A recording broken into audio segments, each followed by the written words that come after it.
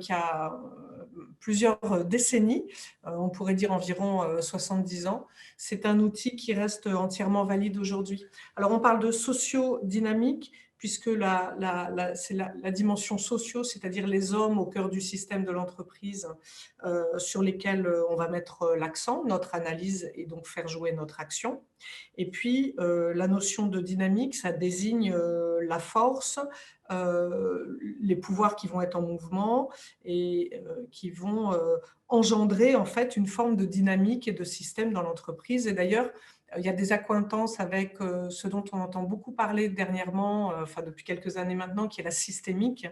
Et voilà, en sociodynamique, on considère vraiment tout comme un système. Et donc là, on va focaliser aujourd'hui sur les hommes dans ce système, mais on n'oubliera jamais qu'ils sont à l'intérieur d'un système qui est une institution avec des contrats, des contraintes et surtout des enjeux de performance à atteindre, auxquels il faut répondre.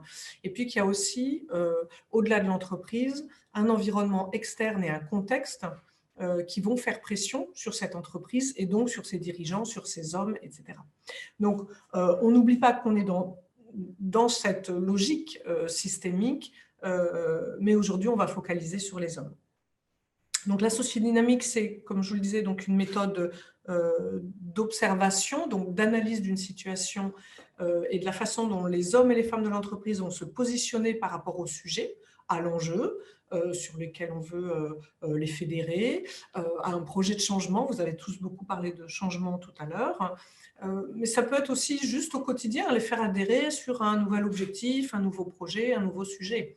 Hein, ça n'est pas un outil exclusivement réservé au moment très fort ou au très gros challenge de l'entreprise, mais c'est un outil qui aide vraiment au quotidien dans le management. Hein, et donc, l'un ou deux, d'ailleurs, un ou deux d'entre vous ont parlé de ça dans le tour de table tout à l'heure. Et effectivement, c'est aussi un outil du quotidien. Donc, c'est aussi ça que j'aime bien dans l'outil de la stratégie des alliés.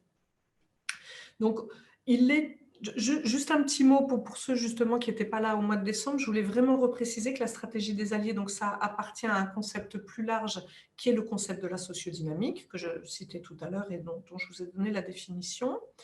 Le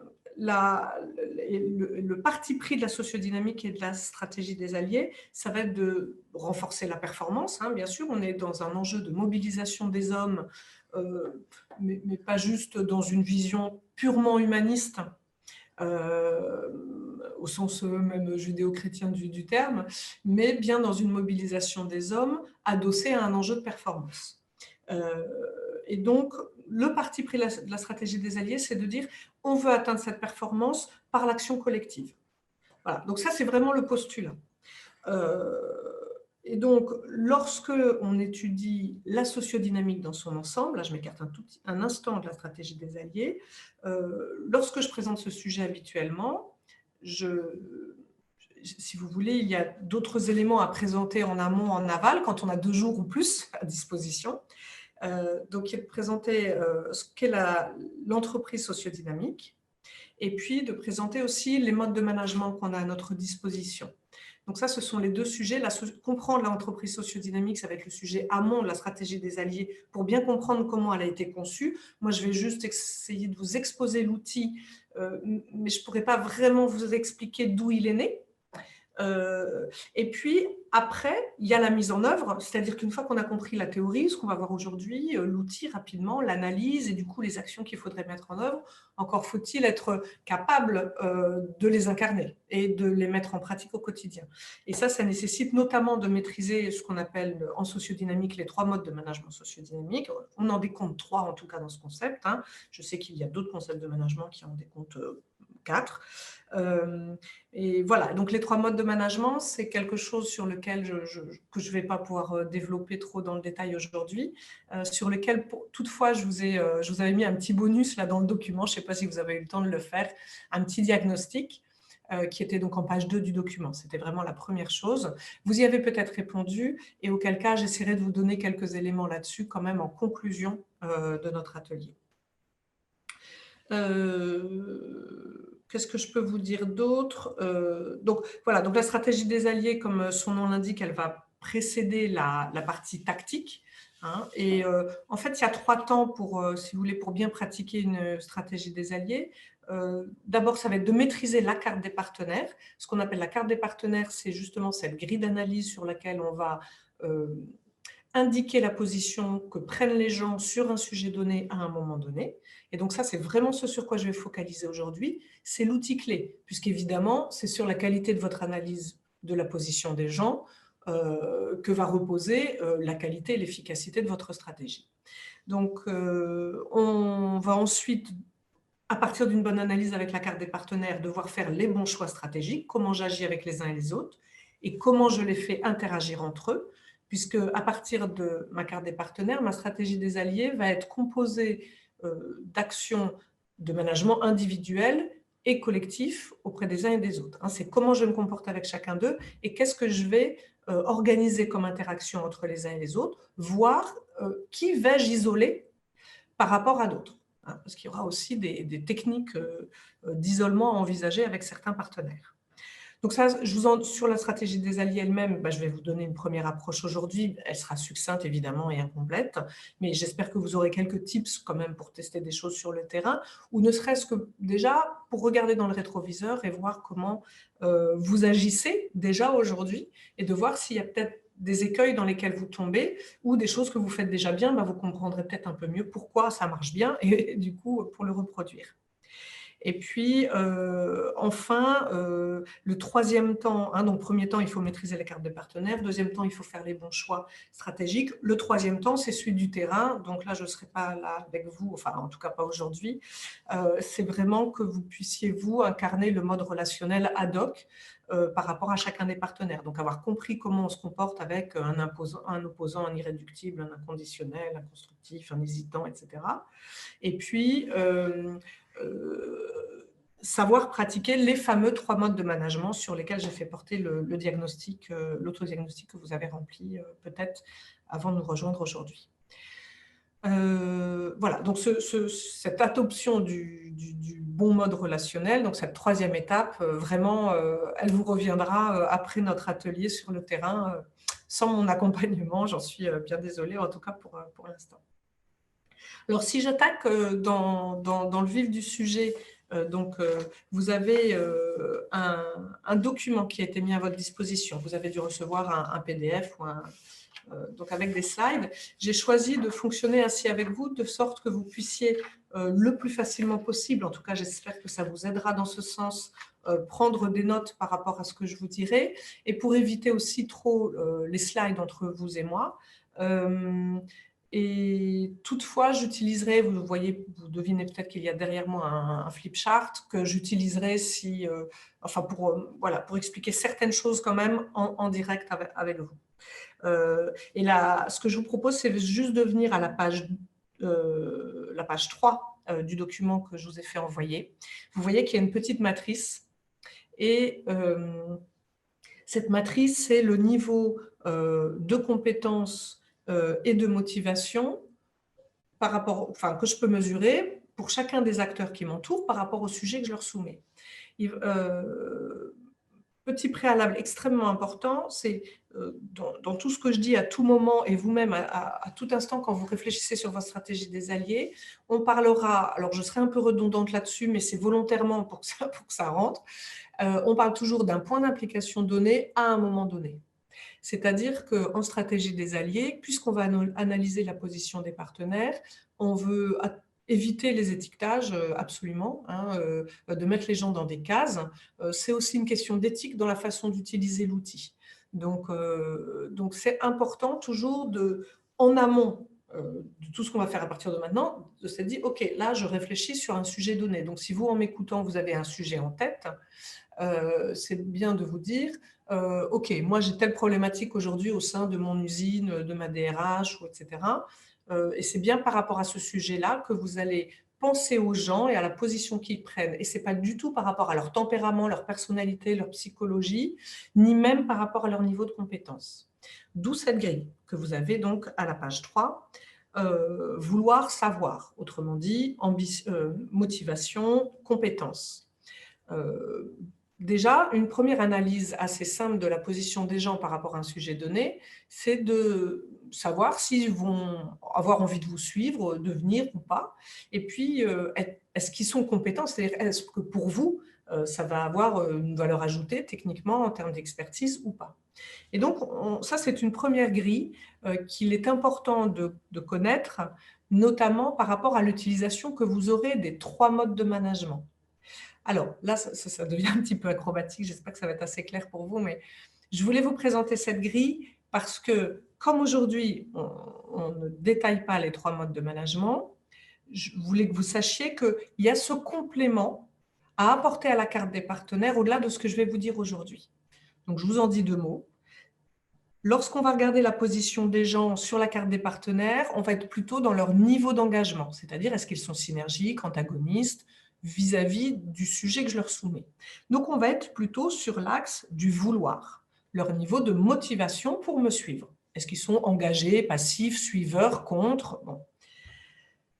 Mais cet axe du savoir est important aussi sur le terrain. En réalité, je ne peux pas négliger aussi la compétence qu'ils auront ou pas à mettre à disposition sur le sujet. Mais donc, sachez bien que quand on va développer la carte des partenaires tout à l'heure, on sera vraiment sur un zoom dans cet axe sur le vouloir. Ça ne veut pas dire qu'on va négliger le niveau de savoir, mais que ce niveau de savoir, il va juste me conditionner globalement sur le choix des 3 modes de management. Et ça, c'est assez simple en fait à vous donner à un autre moment. Voilà. Donc nous, on va focuser sur l'axe du vouloir. Donc, quand on veut faire un focus sur l'axe, sur l'engagement des gens sur un sujet à un moment donné, on va donc utiliser 2 axes qui sont la synergie et l'antagonisme. Ce qui va me permettre de construire une matrice. Pour ceux qui connaissent déjà la carte des partenaires, vous l'avez peut-être en tête. Donc, on dit en sociodynamique qu'il y a 2 types d'énergie qui peuvent me mettre en relation avec l'autre ou me mettre en relation avec le sujet. Je confondrai toujours dans ce que je dis ce matin le sujet ou celui qui le porte. C'est-à-dire que je peux aussi bien dire que j'analyse le niveau de synergie et d'antagonisme d'une personne par rapport au point d'application ou de cette même personne par rapport au pilote, par rapport à vous-même si vous êtes le porteur du sujet. Voilà, à des fins de simplification, aujourd'hui, on va dire que vous fusionnez avec le sujet que vous portez. Donc, il y a entre vous et vos partenaires un niveau d'énergie et une qualité d'énergie. La qualité, elle s'analyse selon 2 éléments qui sont donc la synergie qui vous rapproche, donc qui rapproche la personne du sujet, donc qui la rapproche de vous de fait, et son niveau d'antagonisme, c'est-à-dire qu'il peut aussi y avoir des résistances sur le sujet, y avoir des risques, avoir des craintes, voilà. Et donc, il y a aussi un niveau de résistance qui peut coexister avec son niveau de synergie. Donc ça, c'est la qualité de l'énergie. Et puis, il y a la quantité. Donc, pour ça, je vais vous donner une échelle. Ce qui est important, en tout cas, sur la qualité de l'énergie, c'est de savoir que la synergie et l'antagonisme coexistent. J'ai dû vous l'écrire, vous l'avez page 4. La synergie et l'antagonisme, ça coexiste dans la relation. La synergie, on la reconnaît par 2 aptitudes caractéristiques. C'est une personne qui va être soit en crédit d'intention, soit en jeu commun. Donc, en crédit d'intention, il va prêter des intentions bienveillantes à l'autre, c'est-à-dire peut-être à moi, au pilote ou aux autres partenaires, où il va être a priori favorable au projet, au sujet. Et le jeu commun, on le définit comme étant la capacité à franchir une étape avec l'autre, c'est-à-dire qu'il est d'ores et déjà engagé. Peut-être qu'il a déjà pris des initiatives pour le sujet. Voilà. En bref, donc le crédit d'intention et le jeu commun sont les 2 attitudes caractéristiques qui vont me permettre de reconnaître la synergie que développe la personne par rapport au sujet et ou par rapport à moi. Ensuite, il y a l'antagonisme. L'antagonisme, c'est donc également reconnaissable par 2 attitudes caractéristiques qui sont le jeu personnel et le procès d'intention. Le jeu personnel, donc c'est une personne qui va clairement affirmer ses enjeux, ses priorités et qui peut très bien s'affranchir du projet commun et poursuivre ses propres objectifs en prêtant peu d'attention à l'autre, pas nécessairement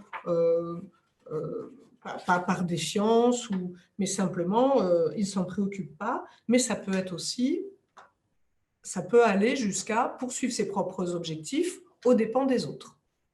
Donc ça, c'est le jeu personnel. Et le procès d'intention, c'est un préjugé, hein, c'est je suis a priori défavorable. Voilà, vous voyez bien tout ce que c'est un procès d'intention, mais ça peut aller jusqu'à être dans une forme de méfiance, de défiance, pourquoi pas d'agressivité vis-à-vis du pilote ou du projet. Voilà, donc on a ces attitudes caractéristiques qui vont permettre de comprendre si la personne est en synergie ou en antagonisme, sachant que les deux coexistent. En réalité, on voit bien que l'attitude des uns et des autres, elle n'est jamais toute noire ou toute blanche. Ou bien ça me donne des situations tout à fait extrêmes qu'on identifiera tout à l'heure sur la carte des partenaires, mais qui ne sont pas les cas les plus fréquents. Donc en réalité, c'est jamais noir ou blanc, c'est gris, gris foncé, gris clair, avec toutes les nuances de gris qu'on peut trouver. Et donc ce qui est important que vous reteniez à ce stade-là, j'essaierai de vous donner à chaque fois quelques idées fortes à retenir. La première à retenir, c'est que la synergie et l'antagonisme coexistent dans toutes les relations. Donc on évitera à tout prix de dire un tel est synergique ou un tel est antagoniste. On pourra dire qu'il est plus synergique qu'antagoniste ou plutôt antagoniste, mais il ne faut jamais oublier qu'en réalité, je vais définir toujours la position de mes partenaires par rapport à un point qui est la convergence de ces deux axes, son niveau de synergie et son niveau d'antagonisme. Ça, c'est extrêmement important. Et c'est ce qui fait la dynamique des relations, d'ailleurs, et la vitalité de la communication. Et sachant que ce qui va être grave, on va dire, ou gênant, finalement, dans ma stratégie des alliés, ce ne sera pas tant la présence d'antagonisme, mais ce sera l'absence de synergie. Parce qu'avec qui je vais avancer? Avec ceux qui sont moteurs et qui sont dans une relation qui les rapproche de moi. La synergie, c'est ce qui nous rapproche. C'est ça qui m'importe. Même si la personne qui a beaucoup de synergie pour moi, elle a aussi beaucoup d'antagonisme pour moi ou pour le sujet, c'est sur sa synergie que je vais pouvoir m'appuyer. Donc finalement, l'absence d'antagonisme m'importe peu. Ce qui est important, c'est d'avoir la présence de synergie. Donc lorsque vous allez analyser sur votre carte des partenaires, des gens qui ont une position avec un antagonisme non négligeable, donc une opposition forte, un esprit critique extrêmement développé, mais que vous voyez aussi que dans ce point, il y a un niveau de synergie qui n'est pas négligeable, même s'il est un peu inférieur à la limite à son antagonisme, c'est ça qui va m'intéresser et c'est là-dessus que je vais m'appuyer dans la relation et dans la conduite du projet pour le rallier autant que possible à ma cause, puisque mon objectif, encore une fois, ça va être d'atteindre la performance par l'action collective et en ayant rallié le plus grand nombre. Donc ça, c'est la première chose à connaître sur ce qu'on appelle donc la qualité de l'énergie. Deux types de qualité, une énergie synergique ou une énergie antagoniste. Pour ce qui est de la quantité d'énergie, je vais essayer de vous la présenter au paper.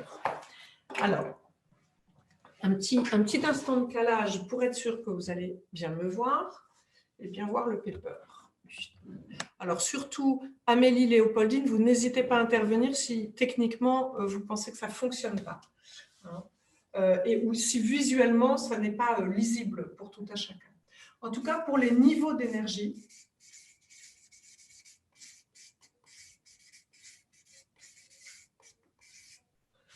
on a l'air de voir? C'est parfait. Super. Les niveaux d'énergie, je vais en avoir 4. Et je vais utiliser la même échelle pour les niveaux d'énergie synergique et les niveaux d'énergie antagonistes. Donc,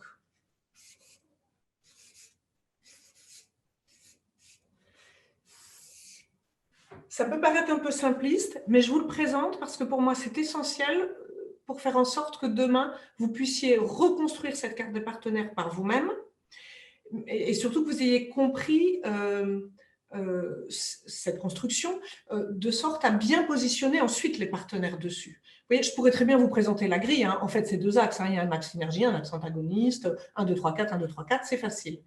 Mais pour moi, c'est la compréhension de la construction, comment je la dessine, c'est vraiment un vecteur de qualité de votre analyse ensuite. Donc, j'ai un premier niveau d'énergie où les personnes vont développer une synergie, voilà, 1, donc premier niveau, il n'y a rien en dessous, il n'y a même pas de 0. Donc c'est, bah oui, ton projet, Laetitia, ouais, ok, si tu veux. Bon. Niveau 1, c'est un engagement qu'on va qualifier de relativement passif, suiveur. d'accord? Et je peux avoir le même, donc là, c'était s'il était synergique, hein, mais je peux vous faire la même en mode antagoniste. Le -1, c'est ouais, non, bof, non, vraiment pas. Franchement, trouve quelqu'un d'autre. Bon, voilà. Ce n'est pas une résistance extrêmement forte, mais il s'éloigne plutôt de moi et du sujet que je lui soumets. Donc, ça, c'est le niveau 1, qui est le niveau passif. Passif synergique ou passif antagoniste. J'ai le niveau 2, qui de la même façon peut fonctionner pour un niveau 2 synergique, qui va être un niveau qu'on va appeler de réactif. Réactif, ça va être littéralement donc celui qui réagit à ma sollicitation. Donc, ça va être un petit peu plus nourri que chez le passif qui dit « Ah oui, ah bah d'accord, ouais, c'est une bonne idée, c'est bien ton truc. D'ailleurs, moi, j'en ai déjà entendu parler. » Donc, la personne va être capable d'argumenter et dans les paroles, dans le dire. Voilà, il va nourrir sa motivation et pouvoir développer les intérêts qu'il y voit. Donc là, il y a une vraie conviction. Pas nécessairement dans les actes, hein, c'est quelqu'un qui va quand même se laisser conduire peut-être, mais ouais, c'est bien, c'est drôlement bien, ouais, ça m'intéresse, et en plus je vois tel ou tel avantage, ok, très bien, il est +2 dans une synergie réactive à ma sollicitation. Et de la même façon, le réactif antagoniste, il réagit à ma sollicitation de façon négative, donc avec une argumentation contre, en disant « Non, mais moi, je pense que ce n'est pas comme ça qu'il faut s'y prendre. Parce que d'ailleurs, j'en ai déjà eu l'expérience, à chaque fois, ça n'a pas marché parce que, et d'ailleurs, chez un tel, j'ai la preuve qu'il y a d'autres trucs qui marchent mieux, et puis moi-même, en plus, je n'ai pas le temps, et puis nanana. » Et il a plein de bonnes raisons et d'argumentation, peut-être fondées d'ailleurs, qui lui feront résister. En revanche, il ne va pas entreprendre d'action pour entraver votre projet, empêcher les autres de s'y rallier. Ce qui sera par contre le cas du -3, qui lui va être, s'il est -3 antagoniste, il va être actif contre mon point d'application. Donc là, on va rentrer vraiment dans une opposition, c'est-à-dire quelqu'un qui va essayer de créer des obstacles, de freiner, de ralentir par tous les moyens, de faire en sorte que ça ne se passe pas. Alors, pas tous les moyens, pardon, je retire ça parce que ça va être le -4. Mais voilà, qui va vraiment faire en sorte qu'on adopte une autre solution, qu'on change de projet, qu'on stoppe le projet. Voilà, c'est quelqu'un qui va entraver la bonne marche du point d'application avec tous les moyens licites et légaux hein, qui sont à sa disposition. Dans le domaine des relations sociales, par exemple, on va utiliser la grève, des choses comme ça, ou dans un milieu plus dans la société, ça va être les pétitions. Voilà. Donc là, on a quelqu'un qui va être actif contre. Ça, c'est l'antagonisme -3. Le +3, il va être actif pour. Donc, il va faire des choses pour que ça marche. Il va dire, ah bah oui, mais moi, j'ai même essayé de convaincre les voisins. Et d'ailleurs, j'ai déjà aussi testé le sujet auprès de membres de mon équipe. D'ailleurs, voici quelques idées. Vous voyez, il a déjà pris des initiatives. Tout comme le -3 qui est actif pour freiner le sujet, le +3, il va presque aider à son accélération, mais en tout cas, il va être un acteur entreprenant, avec de l'initiative pour le projet. Vous voyez que la grosse différence alors, entre le réactif et l'actif, je mets une ligne bleue là, volontairement, c'est un code que l'on a en société dynamique, on appelle ça la ligne bleue de l'initiative. Pour faire simple aujourd'hui, en général, je résume en disant que je passe du dire au faire. Quand je franchis cette ligne bleue de l'initiative. C'est un petit truc que je vous donne, qui n'est pas parfait, mais qui peut vous aider quand même quand vous hésitez entre +2, +3, -2, -3. Interrogez-vous sur est-ce qu'il franchit la ligne d'initiative vraiment? Est-ce qu'il est déjà dans l'action, prêt à faire des choses pour, ou est-ce qu'il est juste dans le dire? Voilà, dans le pour ou dans le contre. Hein. Vous avez bien compris que ça marchait sur les deux côtés. Et puis mon 4, mon +4 ou mon -4, hein, c'est mon proactif. Donc au-delà de prendre des initiatives, il prend des initiatives au maximum de ce que l'on pourrait faire sur ce sujet, dans cette circonstance, à la date où on se trouve, c'est le militant. alors le militant pour ou le militant contre. Hein, donc là, les -4, hein, qui sont proactifs antagonistes, vont entreprendre des actions illicites, illégales. Hein, c'est celui qui va mettre le feu à l'usine, agresser le patron, voilà, casser la gueule, je ne sais pas, au repreneur de je ne sais quelle entité.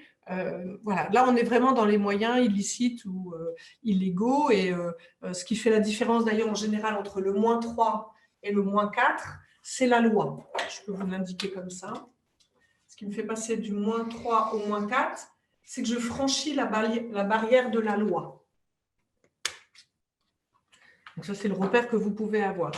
Pourquoi je vous le donne? Parce que vous verrez tout à l'heure que quand on bâtit sa carte des partenaires, on peut avoir tendance à exagérer le niveau d'énergie des uns et des autres. On peut souvent avoir tendance à mettre en -3 quelqu'un qui est simplement -2. Il proteste, on l'entend beaucoup, mais en fait, il n'a pas un vrai pouvoir de nuisance. Donc en réalité, il est -2, vous pouvez avoir tendance à le mettre en -3.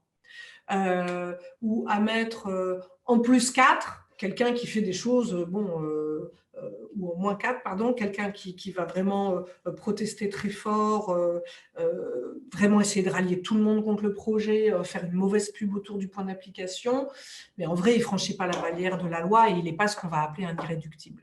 Voilà.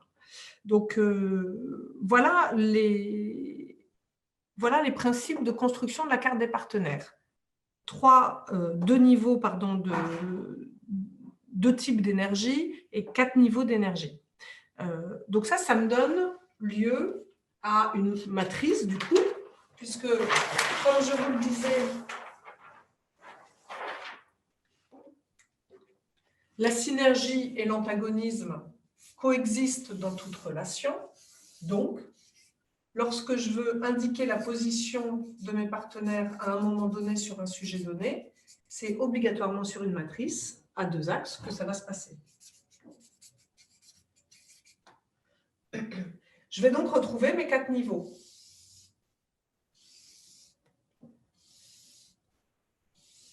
Et vous voyez, c'est là que je trouvais intéressant que vous sachiez vraiment la construire vous-même pour ne pas perdre de vue le sens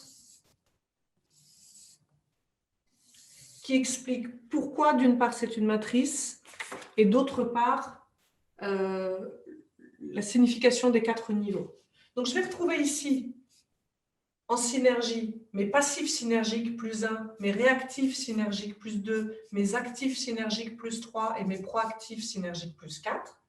Je vais retrouver mes passifs antagonistes en -1, les réactifs antagonistes en -2, les actifs antagonistes en -3 et les proactifs antagonistes en -4. Et je vais repérer à ce moment-là, sur ma carte des partenaires, quelque chose d'important. Alors, j'aurais dû commencer par là. En haut d'une carte des partenaires, on écrit toujours le point d'application.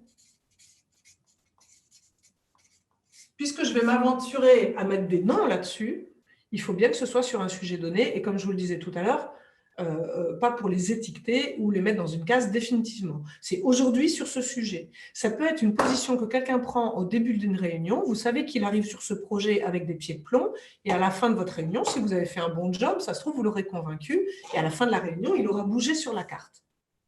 Donc, c'est vraiment important qu'on dise que c'est un point d'application donné à un moment donné. Donc, c'est une date, une heure. Donc, ça, c'est vraiment important. À chaque fois que vous écrivez une carte, de prendre la peine de la titrer, en fait, de cette façon. Ensuite, sur ma carte, je vais repérer, comme je vous disais tout à l'heure, mes lignes d'initiative. Mes lignes d'initiative, je vais en avoir 2, puisque c'est le passage du dire au faire à un niveau synergique, mais aussi le passage du dire au faire antagoniste. Hein? Oups! Est-ce que je l'ai remise au bon niveau? Ouais.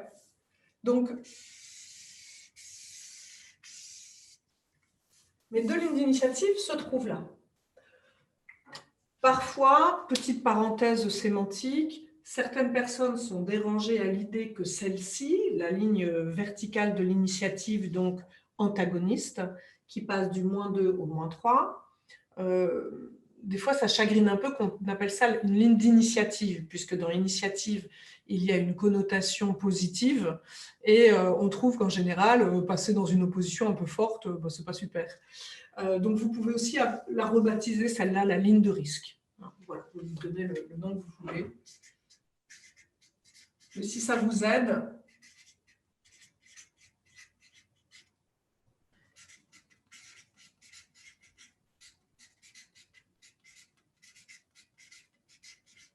voilà. Ici, ma ligne d'initiative synergique où je passe du dire au faire en synergie.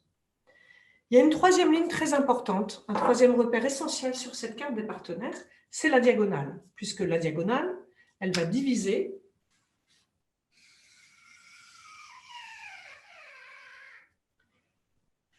ma carte en permettant de distinguer les personnes qui ont une synergie supérieure à l'antagonisme, un antagonisme supérieur à la synergie, jusque-là tout va bien entre nous, je pense, mais aussi de repérer les +1, -1, +2, -2, +3, -3, +4, -4 autour de cette diagonale, qui sont donc à un niveau de synergie et un niveau d'antagonisme 50-50. Ils ont autant, ceci, d'éléments pour que contre. Hein. Ça va être les gens qui disent « Oui, bof, bon, vraiment, si tu veux.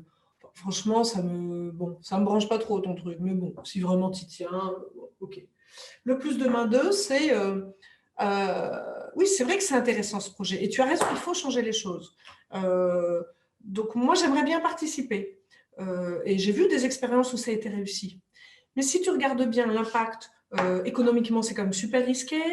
Socialement, voilà, ça va nous poser des soucis. Il n'y a quand même pas grand monde qui est convaincu aujourd'hui.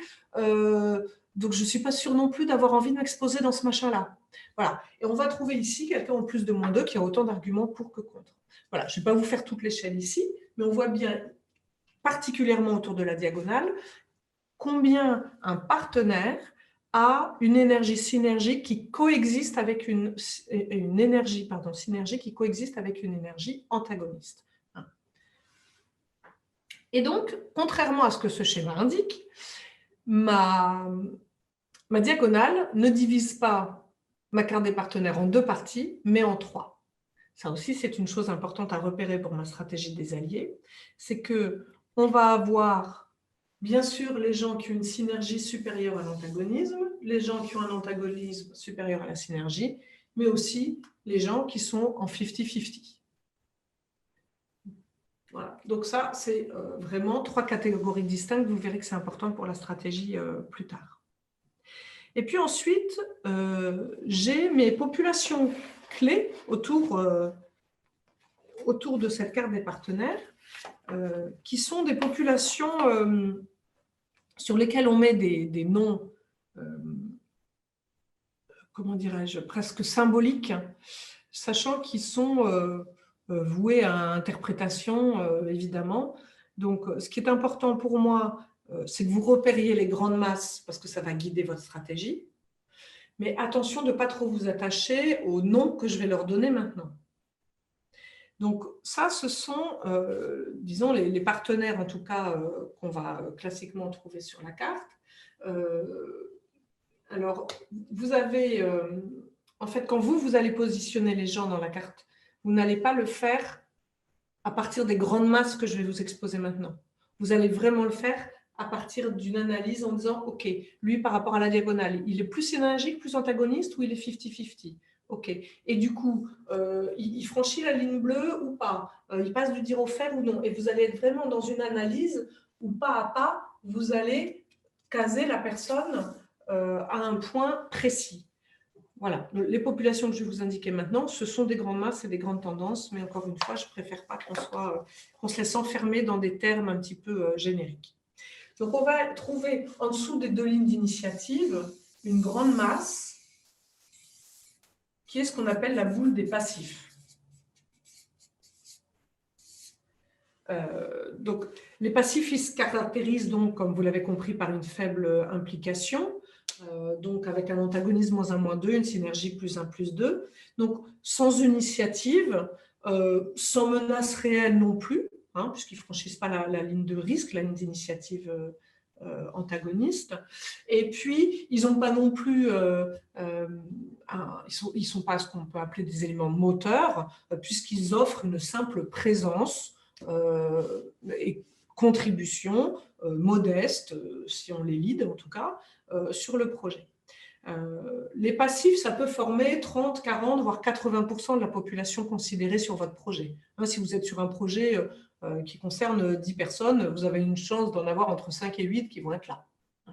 C'est généralement ce qu'on appelle aussi un peu la masse silencieuse ou le ventre mou, mais qui n'est pas négligeable parce que ça veut dire aussi que c'est ce qui constitue mon plus gros réservoir d'énergie et de carburant pour le projet. Donc, ce que vous pouvez déjà vous dire dans votre tête à ce moment-là, c'est que c'est ici que je vais aller piocher des réserves pour avoir du monde, pour m'appuyer et pour faire avancer le sujet. Mais il faudra réussir à les hisser au-delà de la ligne d'initiative et les faire passer notamment du +2 au +3. On a ensuite, si je poursuis ma diagonale… Ah oui, alors sur les passifs, un truc que j'entends souvent en entreprise quand je travaille avec des managers, enfin sur des projets concrets ou même en formation, on me dit ouais, enfin il y a quand même ceux qui sont passifs, tout le temps passifs quand même, hein, globalement Laetitia, on ne va pas se mentir. Bon, alors moi ce que je propose toujours aussi, c'est d'analyser les deux catégories de passifs que moi en général j'ai rencontrées. Vous avez les passifs qui le sont devenus, c'est-à-dire que par leur histoire personnelle, leur parcours professionnel, ils se sont peut-être retrouvés là, que ça les a un peu endormis, ils sont sur un truc super alimentaire, voilà, ils sont contrariés, frustrés sur un certain nombre de choses, ou alors ils ont été peu impliqués et on leur a beaucoup imposé les choses, ils ont eu affaire à peut-être un management extrêmement dirigiste jusqu'alors qui a du coup tué leur initiative. Et donc, on a beaucoup de passifs qui sont devenus des passifs. Ils ne sont pas passifs dans l'âme, ce n'est pas nécessairement génétique, mais voilà, il y a quand même un maximum de passifs qui le sont devenus. Donc, c'est intéressant de s'interroger. Si c'est des gens qui travaillent depuis longtemps avec vous, sur ce que vous avez pu avoir aussi, vous, comme action dans votre management, qui a engendré peut-être cette passivité, ou comprendre un petit peu leur parcours et voir voilà, pourquoi ils sont devenus passifs. Et donc, ça vous donnera des clés peut-être pour les sortir de cette passivité. Après, on ne va pas se cacher qu'il y a des gens, effectivement, qui vont quand même avoir un tempérament à aimer suivre, à s'impliquer peu, qui aiment peu les responsabilités et qui ont peu d'énergie. Hein. Il y a des gens qui ont moins de tonus que d'autres et qui vont être vraiment enracinés dans leur passivité, hein, ici. C'est ceux qu'on reconnaît à l'encéphaloplat, avec l'œil glauque et vitreux au fond de la salle de réunion. Voilà. Bon, ça, c'était pour la petite touche pour rigoler, mais pour que vous distinguiez vraiment les deux catégories de passifs et qu'on redonne sa chance, en fait, en vrai crédit d'intention, on redonne sa chance, en fait, à un maximum de passifs qui ne demandent qu'à être réveillés. Si je suis ma diagonale maintenant, donc je vais avoir ici une catégorie, la fin des +2, -2, et puis vraiment les +3, -3, qu'on va appeler les hésitants. Les hésitants, ils se caractérisent par une synergie égale à leur antagonisme. Donc, c'est une attitude qu'on peut parfois trouver un peu commerciale ou de négociateur. Ils vont peser le pour et le contre. Ils privilégient voilà, les solutions de troc, de donnant-donnant, de gagnant-gagnant. Donc, c'est des gens avec qui vont accepter des accommodements, avec qui vous allez trouver sans doute un compromis pour les intéresser. Voilà, s'ils trouvent leur intérêt dans l'histoire, ils vont pouvoir basculer davantage vers la synergie. Il ne faut pas oublier que dans cette position, -3 en antagonisme, qui n'est pas du tout extrême, donc qui est légitime, il développe un esprit critique qui peut être très intéressant dans l'intérêt du point d'application. Donc, ce sont des gens extrêmement utiles à votre projet parce qu'ils vont se faire un petit peu l'avocat du diable et vont vous aider justement dans l'analyse des risques. Voilà ce qu'on peut dire sur les hésitants. Je vais ensuite, si je termine sur ma diagonale, les +4, -4, les +4, -4, ils sont sur une attitude extrême et paradoxale. paradoxal puisqu'ils ont autant d'énergie pour que contre le sujet, mais le problème c'est que c'est sur une énergie maximum. Donc c'est une position quasiment schizophrénique qui est difficile à vivre et à maintenir. Elle ne peut être que transitoire. Quand je me trouve ici, on appelle ça les déchirés. Hein. Lorsque je me trouve ici, je ne peux que... c'est simple, enfin, soit je finis en hôpital psychiatrique avec une camisole de force, j'ai autant de passion que de haine pour le sujet. Donc, soit je finis avec une camisole de force, soit je finis défenestrée, voilà. Soit quelqu'un ou un événement intervient et m'aide à prendre position, soit dans une position qui va être plus synergique, et en tout cas tenable parce qu'elle ne sera plus dans l'extrême, soit antagoniste, mais tenable, parce que je serai dans une opposition raisonnable, en tout cas par ses moyens, ou bien quelqu'un qui va me faire descendre tout simplement chez les hésitants. Quoi qu'il arrive, et blague à part, si vous rencontrez ce cas-là, vous ne l'avez peut-être jamais rencontré, vous ne le rencontrerez peut-être jamais, mais vous quand même, vous êtes dans une façon d'exercer votre métier qui vous fait voir beaucoup d'entreprises et beaucoup de situations, donc peut-être comme moi, vous en avez déjà vu ou que vous en verrez, il faut intervenir. C'est-à-dire que là, pour la santé physique et psychique de la personne, on a un vrai problème, on a un vrai risque. Voilà. Donc, encore une fois, c'est un cas très rare. Donc, dans ma stratégie des alliés, là, je fais la parenthèse très rapide, c'est j'agis, mais je n'agis pas dans le cadre du point d'implication, j'agis pour la personne. Ensuite, si je descends sous ma diagonale, je vais avoir ici une catégorie d'opposants, hein, de toute évidence, qui ont donc clairement un niveau d'antagonisme supérieur à la synergie, je suis sous la diagonale, qui franchit la barre d'initiative puisque je suis en -3. Donc, les opposants, ils vont vraiment s'opposer et essayer ils vont se braquer en fait par un comportement hostile en général, plutôt fermé par rapport au sujet, mais avec vraiment l'intention, là pour le coup, d'imposer leur jeu personnel à eux, hein, puisqu'ils sont en -3, c'est-à-dire qu'ils vont franchir la ligne d'initiative dans la direction qui est la leur, opposée à la vôtre. Donc, ils vont s'éloigner, mais ils vont s'éloigner vraiment dans un jeu personnel très fort, avec certainement des intérêts qu'ils ont à faire valoir. Donc, les moins antagonistes d'entre eux vont adopter une attitude plutôt de récrimination, voilà. Et puis, les autres, hein, les plus virulents, vont vraiment faire en sorte même d'aller rallier à la cause antagoniste les passifs et les hésitants. Ceux qui étaient avec nous au mois de décembre, quand j'ai présenté le sujet, se souviennent peut-être que je vous disais qu'en sociodynamique, la loi de la gravité s'applique. Autrement dit, il est beaucoup plus facile pour des hésitants ou des passifs, pour des hésitants de tomber dans l'antagonisme que de s'élever vers la synergie. Il est beaucoup plus facile pour une boule de passifs de rouler vers l'antagonisme que de s'élever vers la synergie. Donc, il sera beaucoup plus facile aux opposants de rallier ces gens à leur cause que pour vous de les ramener à la synergie. C'est la raison pour laquelle je vais mettre ce qu'on appelle une cale. Pour ceux qui connaissent la route des Ming, ça doit vous parler. Je vais mettre une cale ici, alors, pour que ce soit assez bien visible, pour isoler mes opposants de mes passifs et de mes hésitants. Et voilà, je traiterai distinctement ces deux populations en faisant en sorte d'éviter justement les contacts. Ça, c'est pour les opposants. Oui, je voulais vous dire un mot sur les opposants qui sont en -3 + 2. Vous vous souvenez de ce que je vous disais tout à l'heure. Ce n'est pas tant la présence d'antagonisme qui va me gêner dans ma stratégie des alliés. Le plus important pour moi, c'est que j'ai la présence de synergie. Et +2 en synergie, ce n'est pas négligeable. Ça veut dire que j'ai des gens qui ont conscience que le sujet doit bouger, que ce point d'implication, il est utile. Voilà. Mais par contre, ils ont peut-être des craintes et des freins qui sont supérieurs, qu'il va falloir traiter, évidemment, ou peut-être minimiser, auxquels il faut répondre. Là, il va falloir trouver les éléments. Mais il y a un dialogue, notamment avec les +2, -3 des opposants, qui est tout à fait possible. Pas facile, mais qui nous donne une chance de calmer le jeu et en tout cas de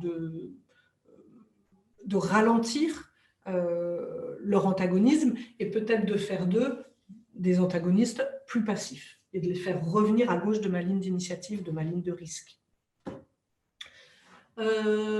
J'ai en bas à droite une deuxième population extrême. J'en avais une ici chez les déchirés. J'ai en bas à droite une population qui est irréductiblement contre. Zéro synergie. Voilà, c'est le village gaulois. Donc là, les irréductibles, ils sont aussi dans une position extrême.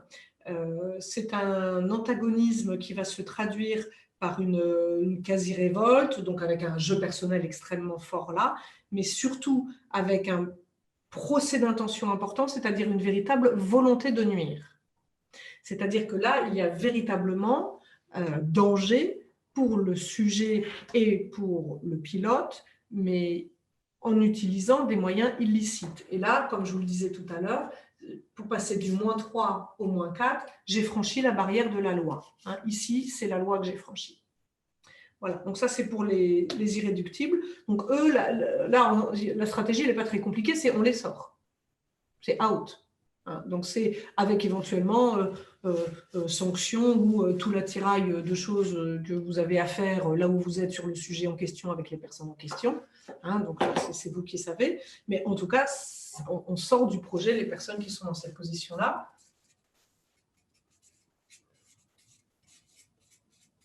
Ne serait-ce qu'en s'appuyant de toute façon sur les règles que vous avez le devoir de faire respecter. Donc ces personnes-là ne peuvent pas rester.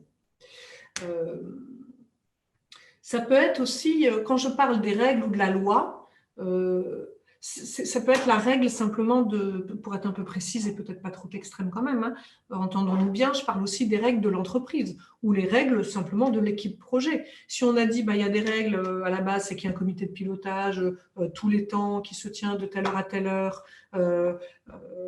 voilà l'ordre du jour type, il y a toujours quelqu'un qui fait le compte rendu et on le fait à tour de rôle, en fait c'est chacun son tour et que tout le monde a accepté ces règles au départ, y compris l'irréductible, et que lui, il arrive en retard ou il ne vient pas sans prévenir, et le jour où c'est à lui de faire le compte-rendu, il ne le fait pas, etc., il ne respecte pas les règles du groupe, donc vous devez le sortir, quand bien même c'est impopulaire ou un peu difficile pour vous, ne serait-ce que par respect pour tous les autres, parce qu'on devine assez bien que si lui, on ne lui fait pas respecter les règles, les autres, vous allez les perdre à un moment donné, bien sûr.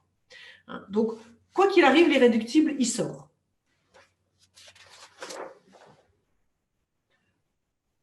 À l'opposé des irréductibles, et je vais quand même prendre les +3 dedans, on a les +3, +4, -1. Alors eux, évidemment, ils sont très utiles au projet. Vous allez me dire, ils sont formidables, ils n'ont que de la synergie. Bon, et une quantité d'antagonisme qui est limitée vraiment au minimum qui puisse exister. On ne peut pas faire moins que -1. Donc, eux, ils vont avoir un crédit d'intention et un jeu commun pour le projet, le point d'application et son pilote qui sont très forts, voire extrêmes pour le +4. Donc, ils vont afficher vraiment une attitude de soutien, mais qui peut même aller à un dévouement tel qu'ils peuvent en perdre leur sens critique. Vous voyez, quand je vous disais tout à l'heure, les opposants, malgré tout, ils sont intéressants pour moi, et les hésitants aussi, parce qu'ils ont un regard critique quand même assez développé sur le sujet. Ils vont nous éviter d'aller dans le mur. Le problème de l'inconditionnel, c'est son manque d'esprit critique. Donc lui, il va vous suivre à tout prix. Voilà, vous le faites sauter par la fenêtre, il va sauter par la fenêtre. Bon, il faut quand même faire un peu attention. Et donc, c'est des gens que je vais valoriser, à qui je vais donner des responsabilités importantes sur le projet pour les valoriser, les remercier de leur implication, mais en même temps en essayant de les coacher sur cet esprit critique et cette capacité à faire preuve de discernement sur la façon dont ils traitent les sujets, en fait. Voilà ce qu'on peut dire. Donc ça, c'est les inconditionnels.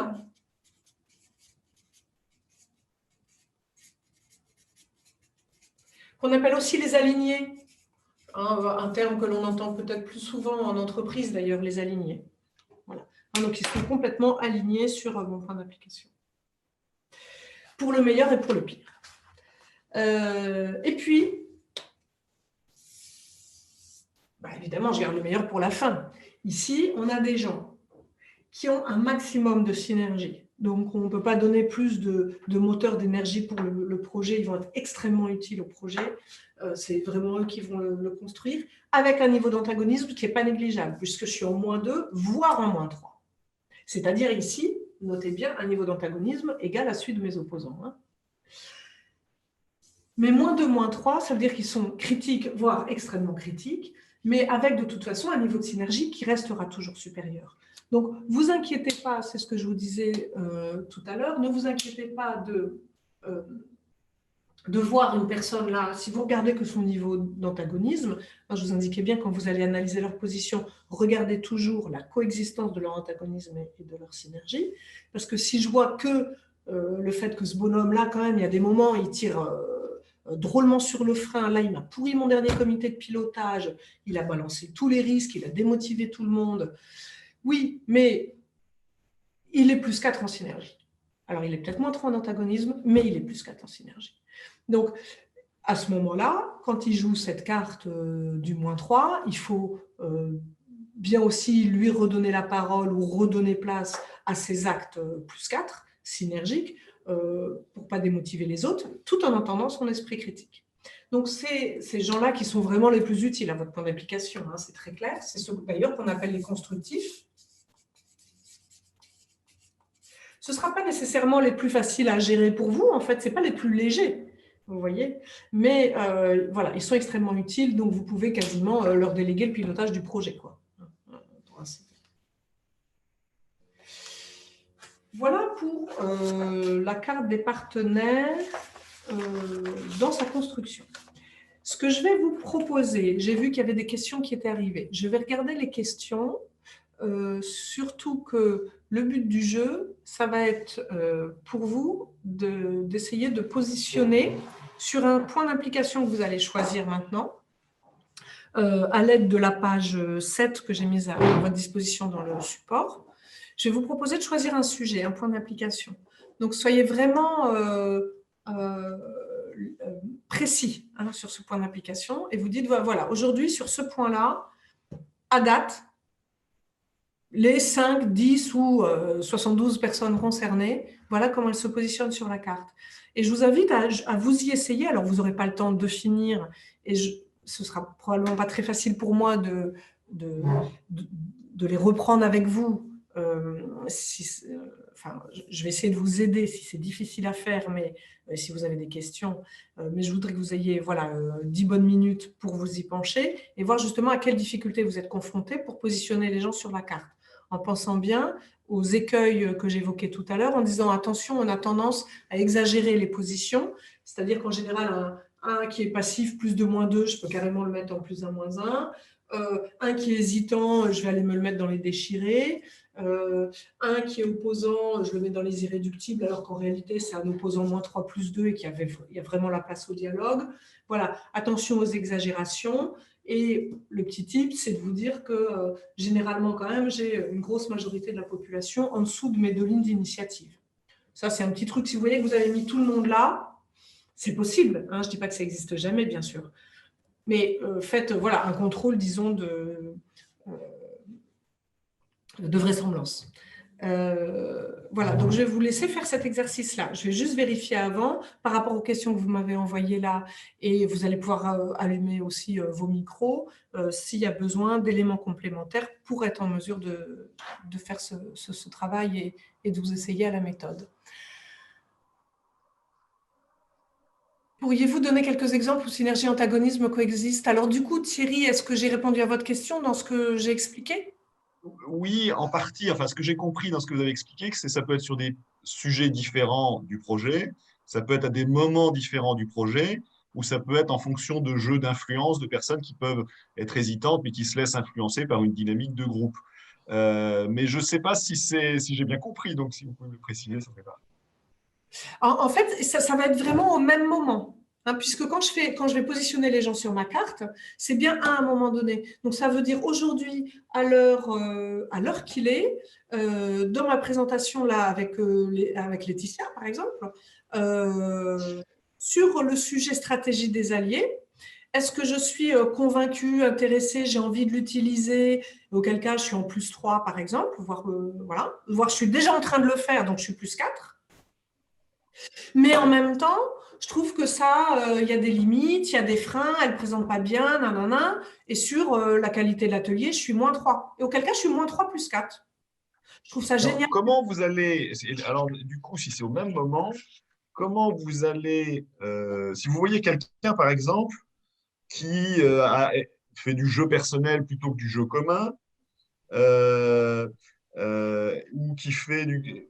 Comment vous allez voir si c'est de la synergie ou de l'antagonisme? Parce que dans dans l'analyse des positions, pour synergie, on a crédit d'intention, pour antagonisme, on a procès d'intention. Pour synergie, on a jeu commun, pour antagonisme, on a jeu personnel. Donc, ça a l'air d'être être sur la même dimension. Comment vous allez voir dans quelle dimension on est? Je ne suis pas sûre d'avoir compris, pardon, excusez-moi Thierry. Alors, je reprends votre slide, la sociodynamique des relations. Oui. On reconnaît la synergie au fait que les personnes sont plutôt en crédit d'intention et l'antagonisme à ce que les personnes sont plutôt en procès d'intention Ou en jeu personnel, enfin, ou en jeu personnel. Donc, on est bien d'accord que présenté comme ça, antagonisme a l'air d'être le contraire de la synergie. tout à fait.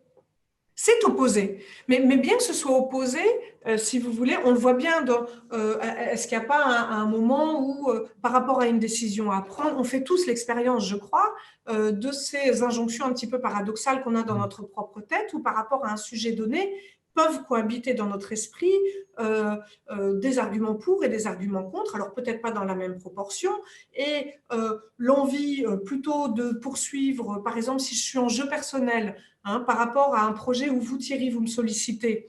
Moi, je suis en jeu personnel, je n'ai pas du tout envie d'y aller, je vais résister à fond. Et donc, je vais être -2. Je dis non, Thierry, comptez pas sur moi.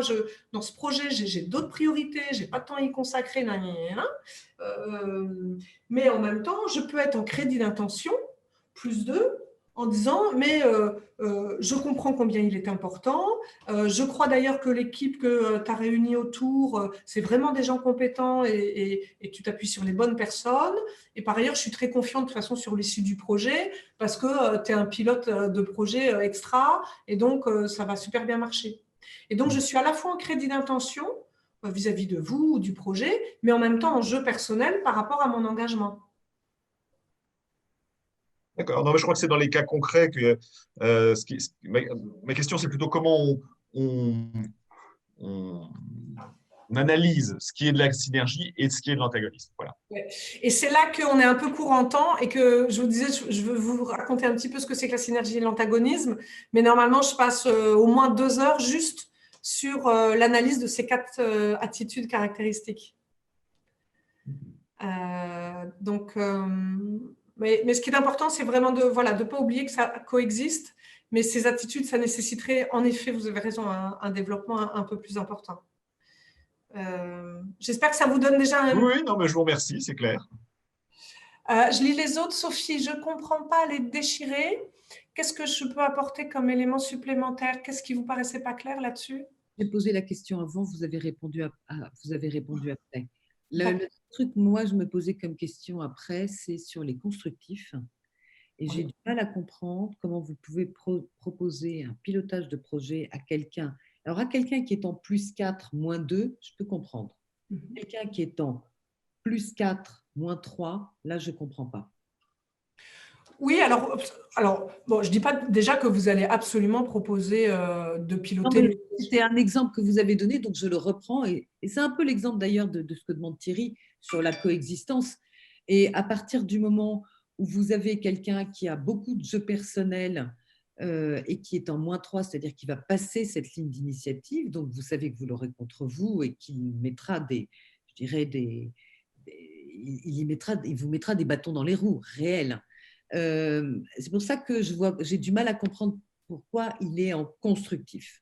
Oui, Voilà. alors, il va mettre des bâtons dans les roues, mais c'est pour ça que je dis toujours, il ne faut pas oublier qu'il y a toujours les deux, c'est-à-dire que le -3 +4 qui est là, il va mettre des bâtons dans les roues, c'est-à-dire qu'il va freiner à un moment donné. Moi, il va me dire, non, Laetitia, on ne prend pas cette solution-là.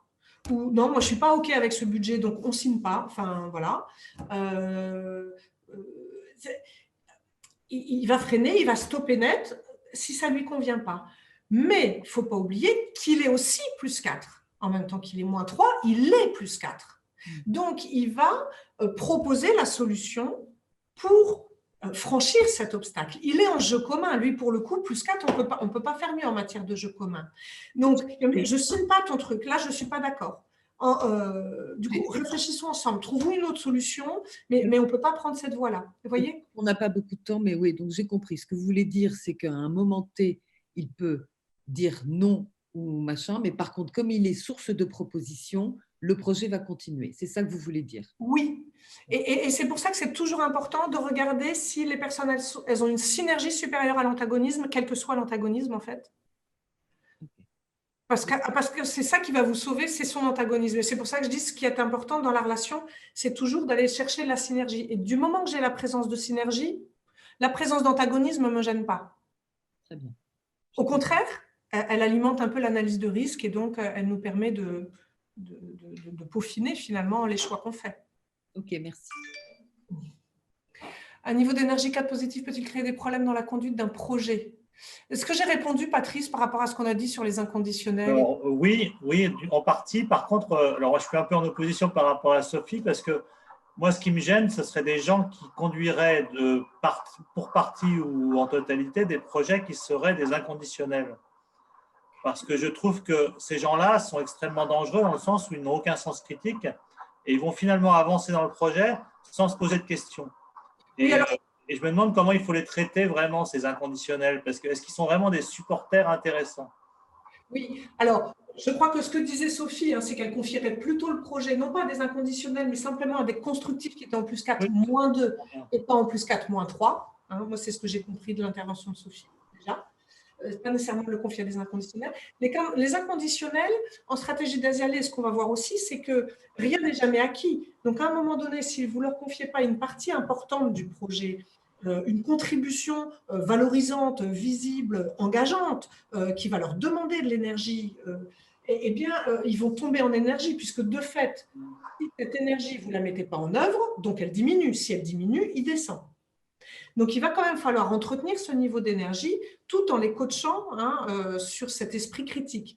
Donc, en effet, leur confier le pilotage lui-même, non, mais leur déléguer une partie importante et vous verrez notamment, alors là, tant pis, j'anticipe, mais ce n'est pas grave, on en parle puisqu'on est là, par rapport au type sur la stratégie des alliés, ça va être de les mettre en binôme, par exemple, avec des passifs ou avec des hésitants pour que justement le passif ou l'hésitant apporte cet esprit critique. Donc, je ne vais pas leur donner les manettes de l'avion tout de suite, ça c'est sûr. Et petite expérience, moi j'ai eu des plus 4.3 dans la gestion de projet et on n'est pas à l'abri d'avoir des bonnes idées et j'ai moi aussi évolué sur la gestion du projet grâce à ces gens-là. Il faut voir si l'antagoniste… Le problème, c'est quand l'antagonisme est personnel et pas commun.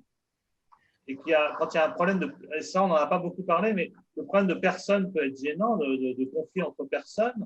Si c'est le conflit sur les idées, c'est plus intéressant. Oui, effectivement. Mais en tout cas, les plus 4, moins 4, ils sont très utiles au projet, c'est certain. Plus 4.3. Je dis quoi? Plus 4.4. Plus 4.3, vous avez raison. Clairement. Comment mettons une cale pour séparer les populations passifs et opposants? Question de Thierry. Alors, la cale, c'est vraiment, ça va être de les isoler dans la façon, alors ça peut être dans la réunion, dans la façon dont je vais animer, distribuer la parole si on est en comité de pilotage par exemple. Ça va être dans le travail que je vais leur confier ou en tout cas la vigilance que je vais avoir dans la répartition des rôles sur le plan d'action, qui s'occupe de quel jalon, etc. Les opposants, je vais m'en charger moi-même justement pour les isoler des autres, donc c'est moi qui vais les gérer. Donc, je vais faire moi-même ce travail d'isolation. Et les passifs, parallèlement, justement, je vais essayer de les faire travailler en binôme avec des constructifs ou des inconditionnels. Le truc avec les passifs, j'anticipe un peu, tant pis, donc sur la stratégie des alliés, ça va être de leur confier, on va adopter ce qu'on appelle la stratégie des petits pas avec eux. Le but, ça va être de leur confier, alors dans un premier temps, de comprendre quelles sont les raisons de leur passivité, Et puis petit à petit, quand on a trouvé quand même une source de motivation et pourquoi ils étaient éventuellement plus 1, plus 2, donc le petit grain de moteur quand même qui leur reste, eh bien, de capitaliser là-dessus en leur confiant des missions courtes, modestes, avec des quick wins, et qui fait que finalement, ils montent dans le train. Et avec ces quick wins, finalement, je vais progressivement donc, les faire monter en énergie, puisque de fait, je les fais participer. Et donc, progressivement, ils montent. Donc, mais ça, c'est vraiment bien de le faire en vous appuyant sur vos inconditionnels et vos constructifs. Alors, je regarde le reste des questions pour que vous ayez quand même le temps après de travailler, parce que ça tourne, l'heure, c'est un enfer. Ne faut-il pas s'appuyer sur les alignés et les inconditionnels comme Vous une... avez répondu, hein. Donc, allez, continuez. Oui, voilà, formidable. Merci Sophie, ouais, c'était ça l'idée. Et Christophe, comment évaluer efficacement les personnes sur leur position vis-à-vis du projet, sans tomber dans une analyse un peu trop généralisée qu'on connaît souvent par ailleurs. Ouais, c'est ça. Alors, justement, je vais répondre à cette question juste avant que vous vous mettiez sur la carte, parce que avant d'établir la carte des partenaires, prenez l'habitude donc de dire, voilà, je pose les gens par hypothèse parce que je les connais, donc par rapport au sujet, mais c'est pour ça que je me force à mettre cet intitulé-là. À chaque fois que je refais ma carte, puisque on est à une nouvelle date du projet, à une nouvelle échéance, je refais ma carte, je la mets à jour régulièrement puisque les gens ont bougé, et je remets à chaque fois le point d'application, je le réécris à chaque fois. Et donc, à chaque fois, je me dis, OK, sur ce point d'application, est-ce que j'ai des informations concernant cette personne sur la position qu'elle prend sur ce point d'application? Oui ou non? Ouais, je la connais un peu, enfin, ça fait 10 ans que je la pratique, donc je sais un peu quel est son avis là-dessus. Je peux poser une hypothèse. Non, je ne la connais pas du tout. Eh ben, je vais peut-être la rencontrer, lui poser la question, la sonder avant. Je fais le tour des popotes. Et effectivement, ce que je vais mettre sur ma carte, c'est soit de l'hypothèse, parce que c'est ce que je suppose de ce que je connais de la personne et de ses positions, soit, ou parce qu'on en a déjà parlé à la machine à café 3 jours avant, soit je vais avoir besoin de faire le tour des popotes. Alors, le tour des popotes, c'est j'ai l'occasion de les croiser, de tester un peu le sujet avant de façon informelle, et déjà, ça me donne une idée. Ou bien, c'est lors de la première réunion, si on est sur un groupe de travail autour d'un projet, j'ai une réunion de lancement, et lors de cette réunion, moi, mon premier objectif, même s'ils ne le savent pas, même s'il n'est pas transparent sur l'ordre du jour, c'est de bâtir ma carte des partenaires.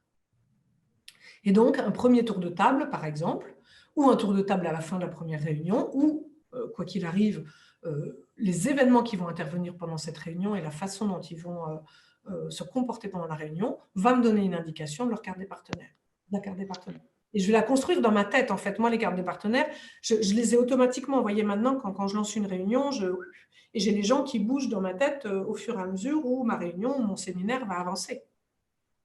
Peut-être une question, Laetitia, merci de votre réponse. Une question en complément de celle que je posais, c'est est-ce qu'il vous paraît utile et pertinent d'ailleurs sur un projet qui peut être un peu lourd et structurant, de se faire aider par un tiers ou une tiers un peu extérieur, qui sera forcément extérieur au projet, pour dresser un peu cette carte initiale et ne pas tomber justement dans ce que j'appelais moi la facilité ou la tentation de remettre tout le monde dans les mêmes cases parce qu'on prétend bien les connaître. Oui, alors donc effectivement, je commence par la fin de ce que vous dites, mais il faut vraiment redonner à chaque fois sa chance au produit, mais aussi ne pas avoir peur d'être critique avec ceux qui ont été vos alliés pendant longtemps. Il faut rester exigeant aussi avec eux. Donc quelqu'un qui était constructif habituellement, si là il est vraiment passif, qu'il est passé à autre chose ou qu'il est hyper jeu personnel parce que d'un coup il a un objectif de carrière, qu'il a dévié des enjeux de l'entreprise, il ne faut pas hésiter à le mettre dans les -2, -3, etc. Donc effectivement, il ne faut pas être prisonnier de vos habitudes et vraiment vous forcer à reconsidérer la position de la personne par rapport au sujet. Vous faire aider de quelqu'un d'autre qui aura un œil critique, pourquoi pas. Donc ça peut être un membre de l'équipe projet, justement, quelqu'un qui est un constructif et qui connaît aussi très bien les gens, voire peut-être mieux que vous, les gens qui vont participer. Ou bien, ça peut être, si vous êtes sur un projet transversal, les managers des partenaires que vous pouvez interroger en disant, tiens, voilà, Sophie, j'ai tel collaborateur à toi dans mon groupe de travail. Tu sais déjà, il t'en a parlé, il a l'air motivé, comment tu le sens, est-ce qu'il a envie de s'impliquer? Voilà, tous les moyens sont bons, enfin, je veux dire, moraux et légaux, pour essayer de situer la position des gens. Et comme je vous le disais, là, de toute façon, la dernière échéance à laquelle vous pourrez les positionner, c'est le premier moment où ils vont être confrontés au projet avec vous et vous allez bien voir comment ils se positionnent. Mais solliciter quelqu'un pour vous aider à dresser votre carte ou avoir un œil critique sur votre carte, c'est parfait. Si en plus c'est quelqu'un qui connaît la stratégie des alliés et il saura vous challenger. Moi, par exemple, quand je vois la carte des gens en séminaire, si on était en séminaire physique aujourd'hui, en formation et qu'on avait un petit peu de temps, moi je regarde donc les cartes de tout le monde et je dis, bah, lui, vous me l'avez mis en hésitant. Ok, donc indiquez-moi quels sont ces éléments plus, ces éléments moins, et je vous challenge pour vérifier que ce que vous m'avez mis, c'est bien du +3, -3. Donc, mais en fait, si vous avez conscience de l'écueil dans lequel vous pouvez tomber et que vous posez cette question, ça veut dire que vous êtes d'ores et déjà capable d'avoir un regard critique sur sur votre analyse parce que vous êtes conscient des pièges dans lesquels vous pourriez tomber, en fait. Ouais, Sophie. Puis après, on y va sur la carte, je pense. Juste une question. Est-ce que vous nous recommandez peut-être de faire cette carte, ce positionnement, quand par exemple on est sur un sujet structurant pour l'entreprise, en pleine période de transformation par exemple, est-ce que vous nous recommandez de la faire à plusieurs? Oui, avec des gens de confiance. Hein, donc, Oui, oui, non, mais si vous êtes par exemple, je ne sais pas, une direction, vous avez de la faire, de faire le sujet, vous avez un PSE, vous le faites avec le DRH. ouais, tout à fait. Et tout compte fait de la faire à plusieurs pour justement avoir ce niveau de… Oui. Tu dis ça, mais moi je pense ça. Voilà.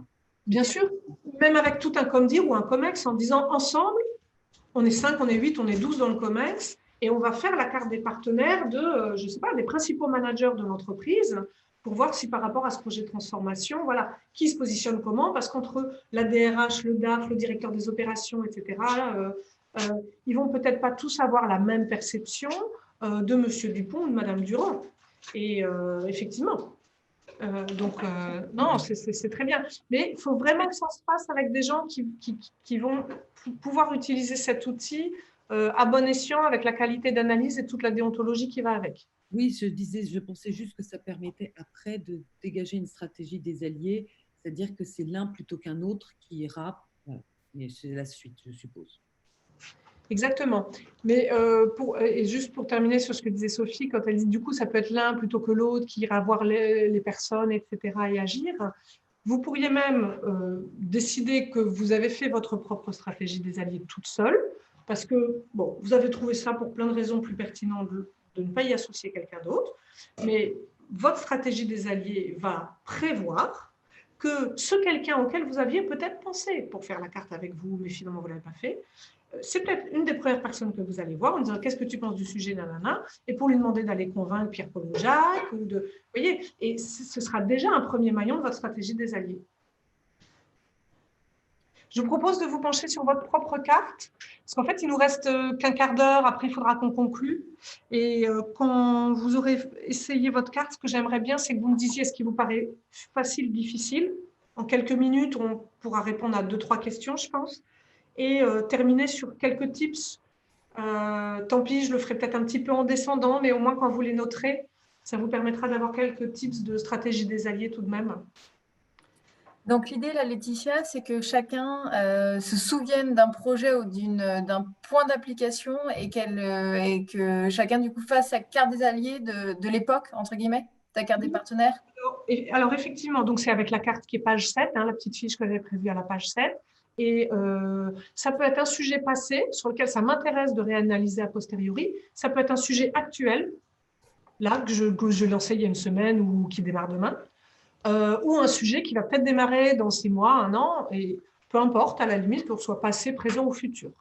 Mais un vrai truc qui est suffisamment précis dans ses contours et dont les acteurs principaux sont d'ores et déjà identifiés. Et ce que vous mettez sur la carte, même s'il y a 100 personnes concernées, on ne met pas le service truc, le service machin, ou les plus de 40 ans, les moins de 20 ans. On ne raisonne pas par masse, parce qu'à l'intérieur même d'un service, d'une business unit ou d'une catégorie de personnes, il peut y avoir bien évidemment des positions différentes. Donc, ce que je mets sur une carte, c'est un visage, un nom, même s'il y en a 150. Alors, je vous laisse y réfléchir à quelques instants.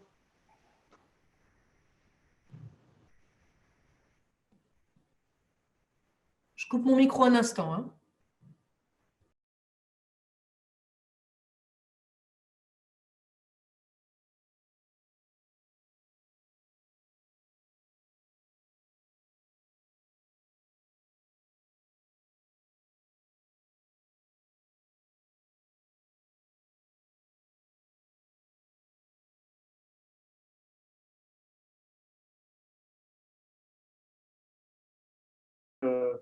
Des gens de différentes cultures. C'est assez facile de le faire avec des Américains et des Européens. J'ai beaucoup plus de mal à situer les Chinois et les Asiatiques dans la carte des partenaires, parce qu'ils sont beaucoup plus secrets et ils se livrent beaucoup moins. Alors, je ne sais pas ce que vous en pensez. J'ai travaillé sur la sociodynamique pendant 3 ans avec les Chinois. Alors, je comprends très bien ce que vous voulez dire. En fait,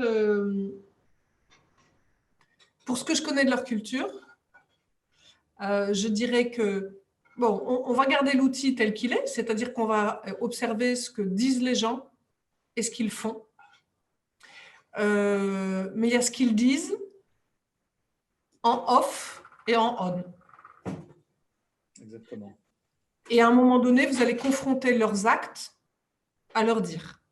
Donc, si à un moment donné, voilà, ils n'affichent pas nécessairement dans leurs paroles leur réelle position, soit vous allez apprendre par ailleurs qu'en fait, leur position, elle est quand même peut-être un peu plus antagoniste ou quoi que ce qu'on vous disait. Et vous allez un peu plus vous attacher aux actes. Parce que ça, à un moment donné, voilà, ça ment moins. D'accord. Donc, voilà, moi je dirais attachez-vous aux actes si c'est difficile de connaître la position de quelqu'un. Et d'ailleurs, ça m'inspire juste une chose.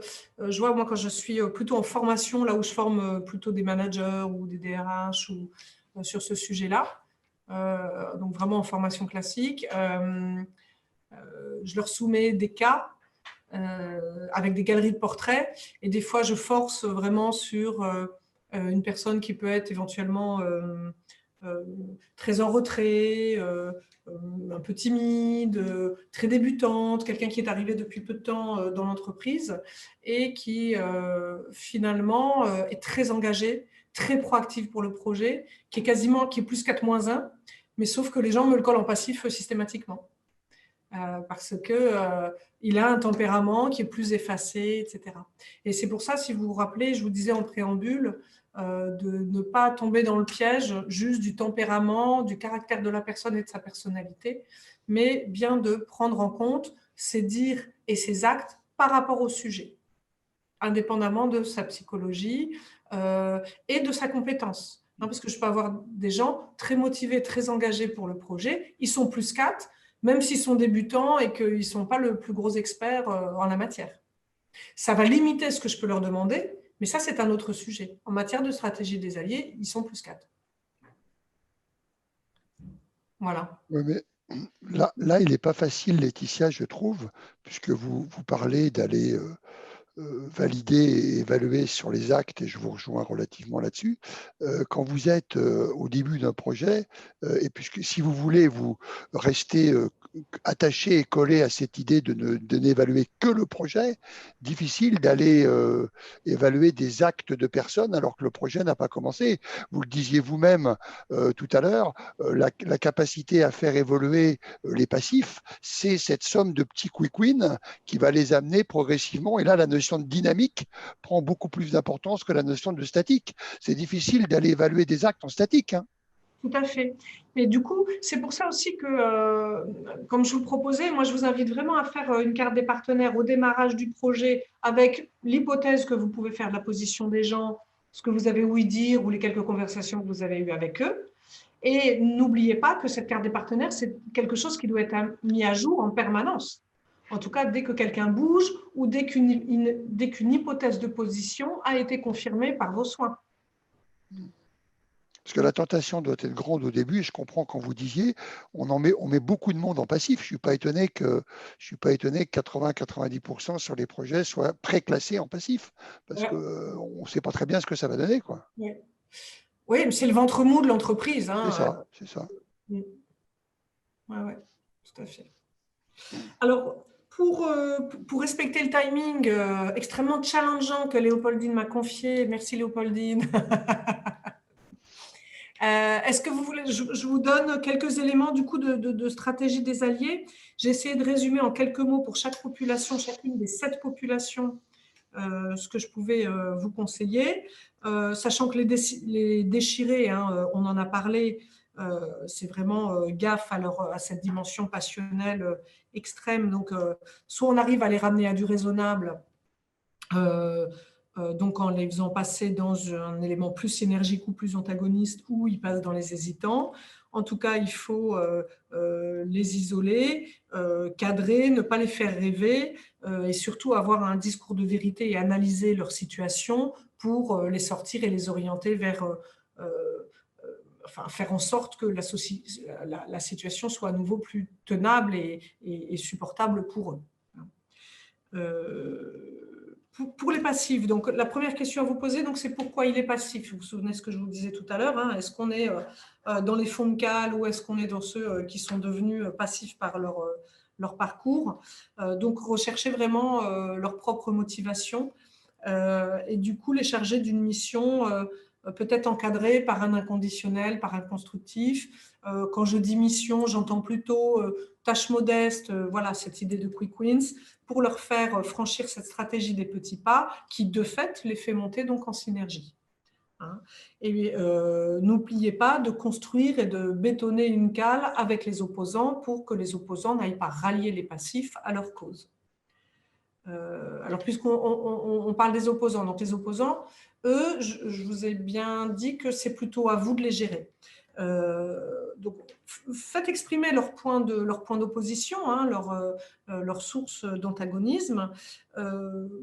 Ensuite, vous pouvez essayer de répondre, de temporiser, peut-être de les faire douter aussi de leur antagonisme, et puis négocier, trouver des éléments d'intérêt pour eux, parce que vous aurez certainement aussi détecté donc, des éléments de motivation de ce qui est important pour eux.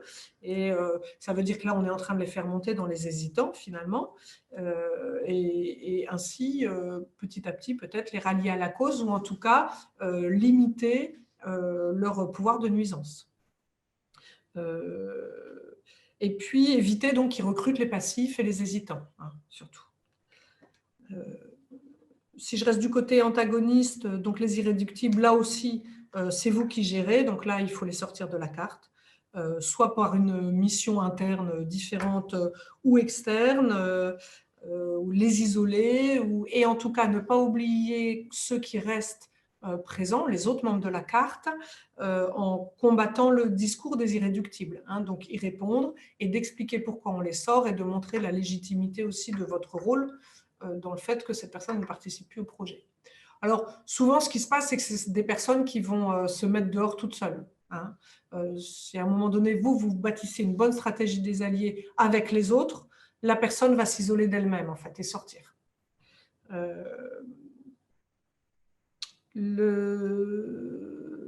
Les hésitants, je crois que je vous en ai pas parlé.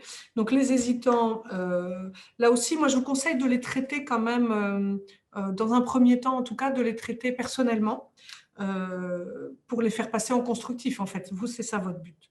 Hein, donc, faire passer les hésitants en constructif et donc identifier des objets de négociation avec eux.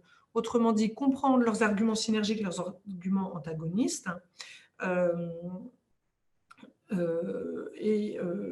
Je dirais minimiser, répondre, dédramatiser tout ce que vous pouvez sur les éléments d'antagonisme, maximiser, valoriser, donner de l'importance et voilà, une proportion plus forte à leurs arguments en les en remerciant d'ailleurs avec un acte de reconnaissance sur leurs arguments synergiques.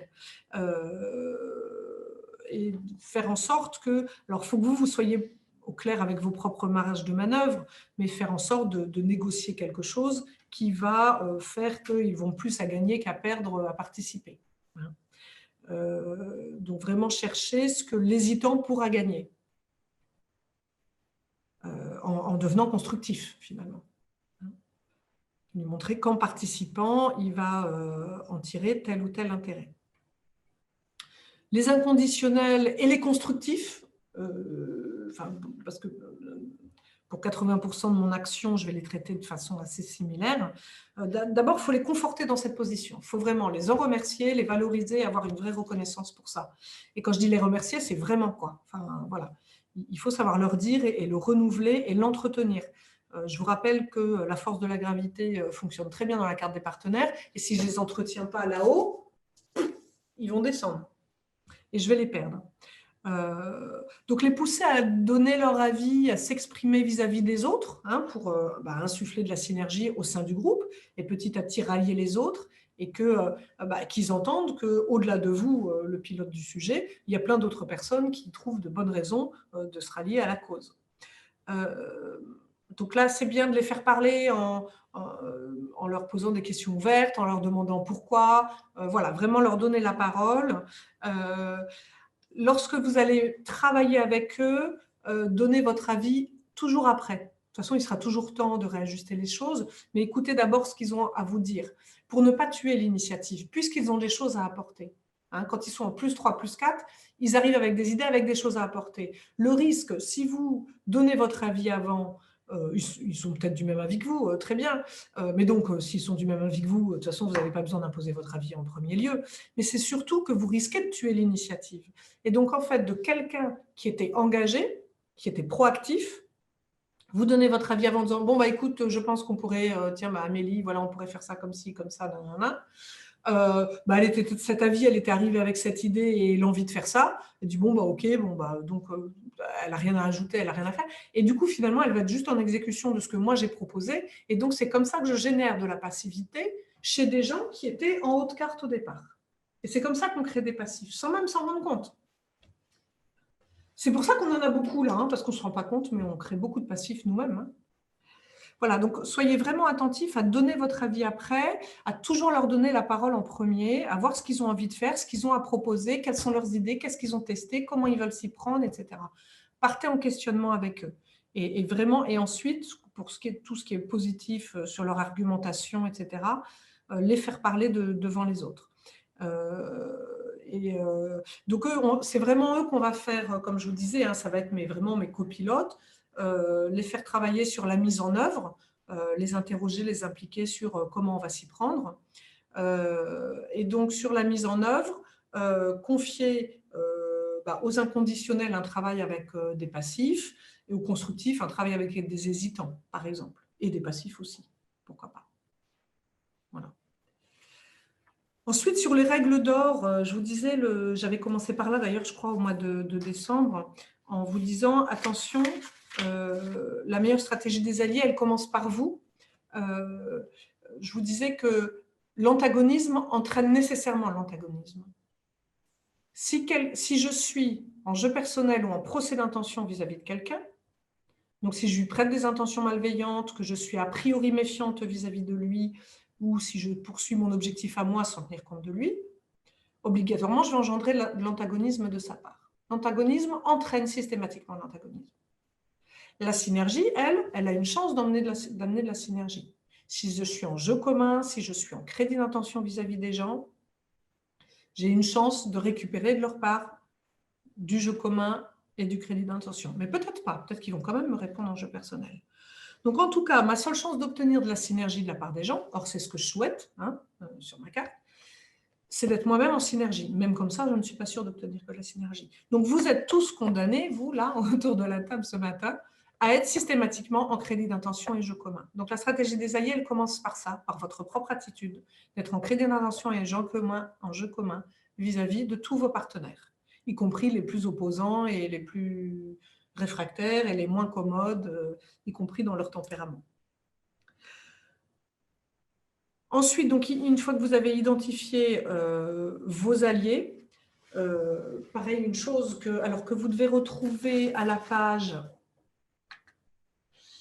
j'ai dû vous mettre ça, je ne sais plus, peut-être à la page 8, vous devez avoir une matrice avec les 3 couleurs.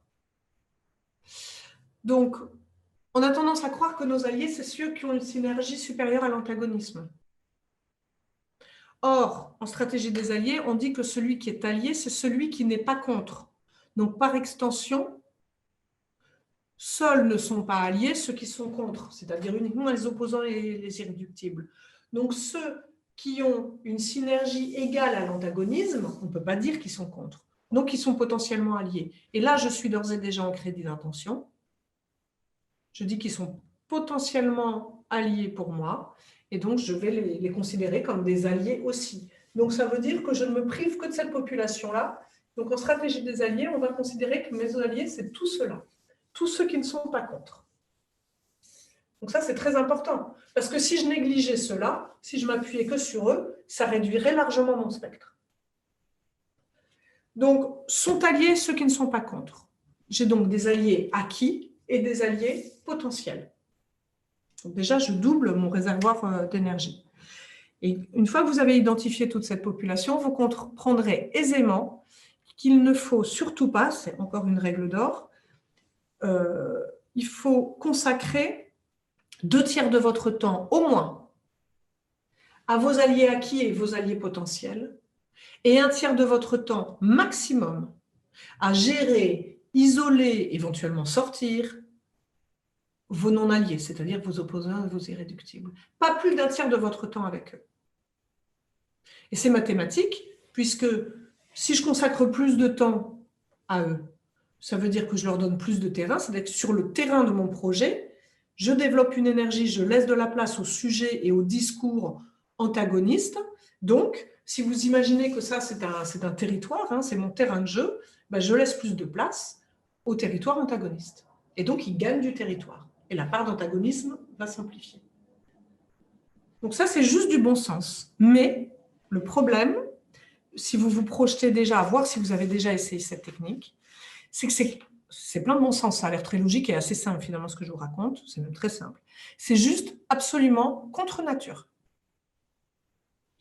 Quand on a quelqu'un qui s'oppose, quand on a quelqu'un qui émet une objection, qui veut prendre toute la place dans la réunion, qui rue dans les brancards, etc., on a juste envie de le calmer, de lui répondre, de contre-argumenter, etc. Et c'est comme ça qu'on peut passer sa réunion, alors qu'il y a 10 personnes autour de la table, il y a un opposant, et on passe notre réunion à répondre à l'opposant.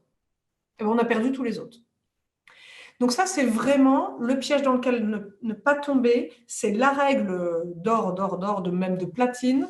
C'est consacrer 2/3 de votre temps au moins à vos alliés acquis et alliés potentiels. 1/3 de votre temps maximum à vos opposants. Voilà. Après, j'aurais envie de vous dire, prenez vos alliés comme ils sont, hein, acceptez qu'ils soient aussi partiellement antagonistes. N'oubliez pas que ce qui est important, c'est leur part de synergie. Tolérer leurs humeurs, leurs imperfections, mais rester aussi très exigeant avec eux. Évitez de les mettre dans l'embarras, hein, soyez dans le jeu commun et donc surtout pas dans le procès d'intention. Voilà, et puis je crois que c'est l'essentiel, parce qu'en plus je vois que l'heure tourne, mais voilà, je vous ai donné l'essentiel pour chacune des populations, les quelques règles d'or sur lesquelles il faut être vigilant, et maintenant à vous de jouer. Et enfin, pour jouer, le dernier point, c'est qu'il y a les 3 modes, on a vraiment gardé d'en parler, hein, qui sont l'imposition, la négociation et l'animation, 3 modes sur lesquels vous avez fait l'autodiagnostic. Donc qui ont des avantages et des inconvénients. En tout cas, si je peux dire juste un mot sur les 3 modes, c'est d'utiliser les 3. Donc si vous êtes que sur l'un d'eux, à un moment donné, vous allez perdre, parce qu'avec tout ce que je vous ai raconté, vous imaginez bien qu'en fonction des différentes positions, je vais avoir besoin des 3 à un moment donné. Voilà. Donc, si déjà vous êtes plutôt très animateur ou très négociateur et que vous avez du mal à imposer, au contraire, vous êtes hyper dirigiste et que vous n'aimez pas trop le participatif, dans l'un comme de l'autre, essayez de rééquilibrer votre mode d'imposition, votre mode de négociation et votre mode d'animation. Oui, Sophie. Et après, Léopoldine, je crois que vous allez conclure, c'est ça? Oui, c'est ça. Le vert, c'est le dirigisme, ça, je l'avais bien compris. Le rose et le jaune, c'est quoi? Lequel est le négociation et lequel est le… Le jaune, la case jaune-vert, c'est l'imposition. Le orange, c'est la négociation. Et le rose, c'est l'animation. Merci. Et voilà, le tout doit faire 9. L'idée, c'est de peut-être pas avoir trop pas de zéro nulle part pour équilibrer, et plutôt d'avoir un ou deux au moins donc, dans chacun. Et puis, pour développer sur les 3 modes, pareil, il me faudrait un séminaire entier, mais promis, on y reviendra un jour, on va prendre rendez-vous avec Léopoldine. Bon, écoutez, un grand merci, Laetitia. Il y avait Jean-Marc, non? C'est vous qui étiez en train de dire quelque chose? Oui, si vous me permettez, je ne veux pas vous retarder, mais je ne voudrais pas être classé dans les passifs. Donc d'abord, je veux vous dire, si je n'ai pas posé de questions, c'est parce que techniquement, je n'y arrivais pas. Voilà. Donc, est-ce que vous en aviez une? Alors, du coup, non, mais vous y avez répondu au fil des échanges. Merci pour la présentation. Juste deux petites idées pour rebondir sur votre conclusion. C'est lié au véhicule que j'ai eu dans des conduites de projet ou des négociations. Je suis d'accord sur la règle des 2 tiers, 1 tiers. Peut-être quand même se dire que dans les opposants, il y a des alliés involontaires. Et je pense à 2 cas. Ça va être celui par le discours ou par la personnalité qui en est dans la place qu'il va prendre dans le débat, va avoir un effet contre-productif pour son camp. Et puis peut-être identifier dans les opposants qui sont sensibles quand même à la qualité d'un argumentaire et à la façon dont on va conduire le projet, choisir quelqu'un dont on se donne une cible pour le rallier et afficher à un moment donné son ralliement. Et là, ça va profondément déstabiliser le camp des opposants et ça va rallier aussi beaucoup d'indécis. Ma deuxième remarque, c'était pas du tout votre présentation, donc c'est normal, hein, vous nous l'aviez dit au départ, mais évidemment, pour faire bouger cette carte d'une façon dynamique, je suppose que la question de l'axe du savoir est quand même déterminante. C'est-à-dire que pendant toute la vie du projet, permettre aux gens à monter en puissance dans la connaissance du projet et à disposer des outils pour être utiles à son déploiement sont quand même déterminants. Ouais.